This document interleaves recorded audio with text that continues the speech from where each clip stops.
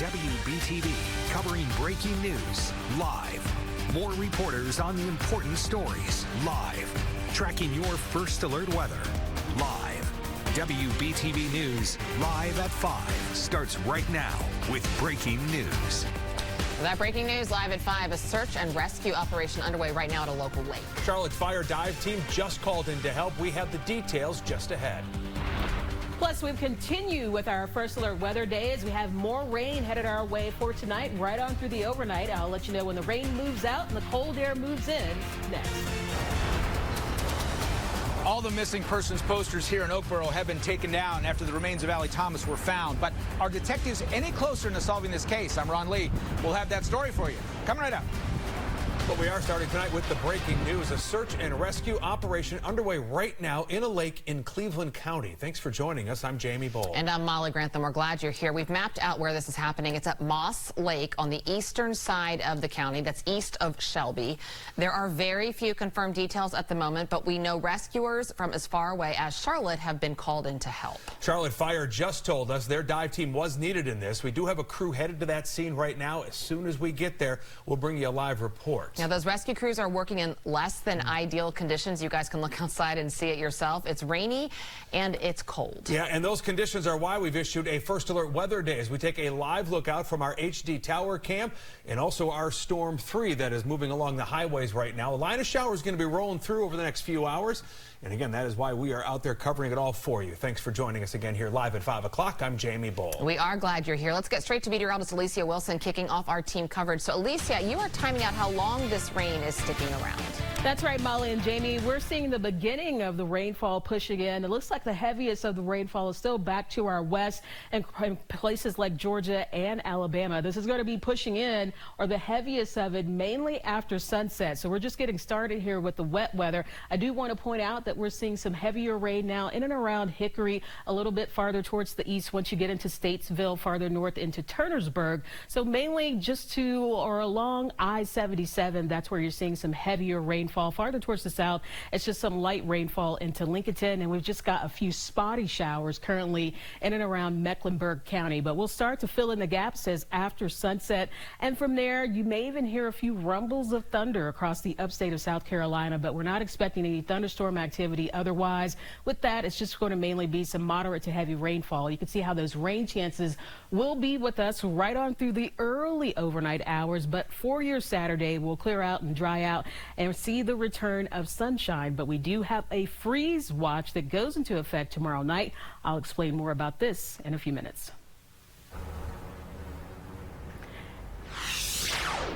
Now we want to check in with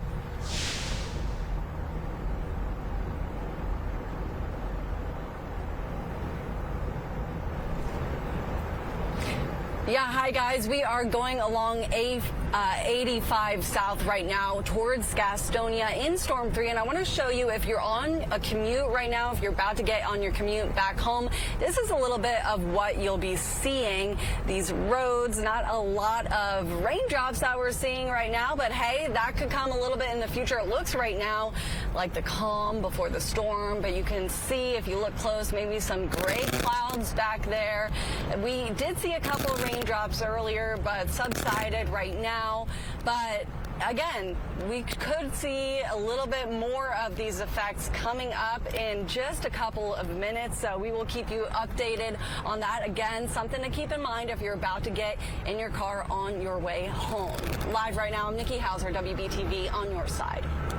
And Storm 3, thank you, Nikki. Live at 5, we do want to get to an update on a story we've been covering for more than a month out of Union County after the body of Allison Thomas, who'd been missing since February 13th, was found last week. Union County detectives say an autopsy confirms the remains found were Thomas. Deputies trying to figure out who killed her and dumped her body in a Jackson County national forest more than 4 hours away from where she went missing. Investigators now tell us tattoos on her body helped them confirm it was her. WBTV's Ron Lee live tonight in Oakboro, where family had been previously searching for her. Ron, I know you spoke to investigators and family today who are desperate to find who killed her. Yeah, it's not just family or law enforcement who are worried of what happened. This entire town here in Oakboro was absolutely peppered with missing persons posters. As you can see, those posters have since been taken down when the remains of Allie Thomas were found. But the question of exactly what happened to her still remains. I hate that the outcome turned out the way it did. Life in a small town can move just a little bit slower. But the one thing everyone around here hopes comes quickly is finding the person responsible for Allie Thomas's death. Things just don't happen like that around here. Don Howell and his wife have been a part of this community for decades, and like others who call this area home, were absolutely heartbroken to hear the tragic outcome. That's just crazy. This world's gotten to be a sad place with doing stuff like this. But the answers people are looking for are few and far between. Last month, Allison Thomas disappeared from an area close to Marshville. She was last seen on a chicken farm on the outskirts of town. Family and friends rallied and conducted searches trying to find any clues where she might be and cling on to any hope that they could. It's been really the hardest thing we've had to deal with ever. But weeks later, her body was found more than 200 miles away in a Jackson County forest by a pair of hikers with no indication on how she got there. There are some solid leads. The Union County Sheriff's Office has been pooling their resources with their counterparts in Jackson County to try to push leads in this case to the surface. But it takes time to cultivate those clues, a fact impatient families simply don't want to hear. We're making progress, but we're still not ready to move forward with an arrest. At Penny's Restaurant in the heart of Oakboro, they didn't know Allie personally, but they had one of her missing persons posters in their front window. Employees tell me pulling it down weighed heavily on their hearts. I was really hoping that we was going to be taking it down because they found her. I hate to see people with so much evil in their heart. Now, I did talk to family members this afternoon. They tell me that they are planning a celebration of life ceremony for Allie next week. That'll be in Winston-Salem. We are planning on attending. In Oakboro, I'm Ron Lee. Wbtv, on your side. Ron, thank you. And a quick reminder, too, there is still that $5,000 reward for anyone who can provide information that leads to an arrest. Ron Lee live tonight. Thank you. Molly? Live at 5, Jamie, we have an update on a story we first told you about last night. A Union County student is in jail today after deputies say that student brought a loaded gun to campus. Police say it happened yesterday at Monroe High School. Officers say the school alerted them after learning a student posted a picture with the weapon on social media. The student was arrested and put into a secure juvenile facility. Police say no one was threatened or hurt. Right now, we are working to get new information after a person was shot in northwest Charlotte early this morning. This happened on Colgate Circle near Moore's Chapel Road. Police say it happened around 2:30 this morning.